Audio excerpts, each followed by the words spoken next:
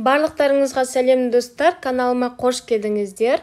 Бүгін өте дәмді бәліштің рецептін ұсынатын боламын. Менімен бірге дайындауға шақырамын, және де каналыма тіркеліп, лайк басып, комментарий жазуды ұмытпаңыздар. Ең алдымен жылы сүттің үстіне ашытқы саламын және қант салып 5 минутқа демалдырып қоямын.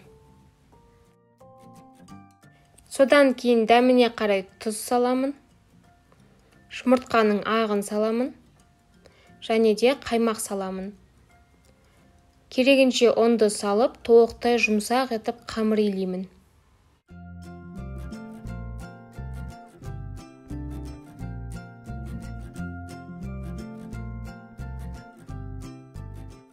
Дайын қамырдың бетін жауып, 30 минутқа демалдырып қоямын. Содан кейін ашыған қамырды осылайша столдың үстіне қоямын да бірнеше бөліктерге бөліп шығамын.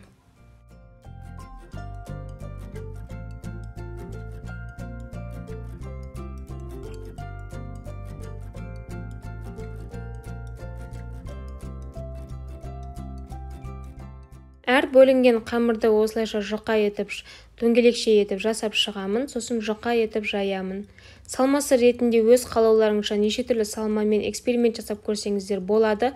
Менің жағдайымда варенье жасадым, яғни алмадан жасалынған варенье.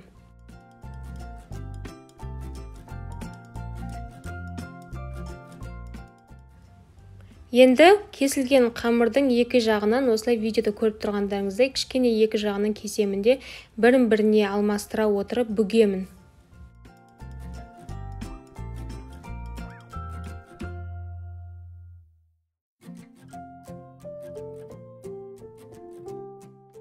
Осылайша барлық қамырымызбен жұмыс жасап шығамыз. Яғни бірінші қамырды жұмсақ етіп, жұқа етіп жаямын.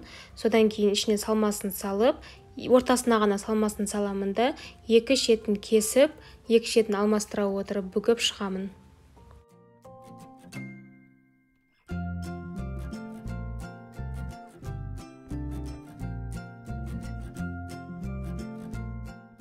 Барлық қамырмен жұмыс жасап болғаннан кейін противеннің үстіне қойып, бетін ас сүлгісімен жабамын да 5 минутқа демалдырып қоямын. Содан кейін жұмыртқаның сарысымен шет жақтарына жағып шығамын. Осы кезде пешті қыздыра берсеңіздер болады. 190 градусты қызып тұрған пешке 25-30 минутқа жіберемін. Осымен біздің өте дәмді жұмсақ бәліштеріміз дайын болды. Сіздерге де дайындап көруге кеңес беремін. Өте жұмсақ болып шыққан.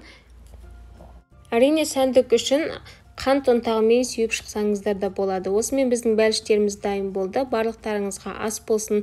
Міндетті түрде дайындап көріңіздер және қалай шыққанын комментарийға өз ойыңызбен бөлісіңіздер. Келесі видеода кездескенше сіздермен болған Гүлназ.